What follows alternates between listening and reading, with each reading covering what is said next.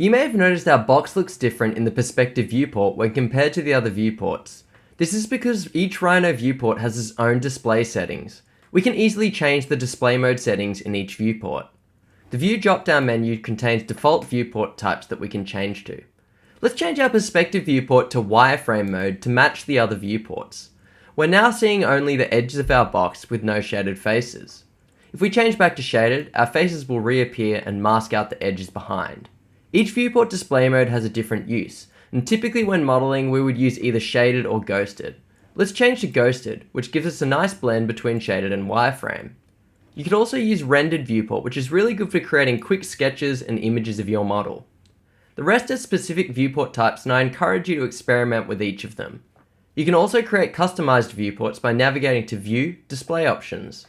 My personal preference is to model in shaded, so I'll use shaded in this course, but it's very common for people to use ghosted when modeling in Rhino as well.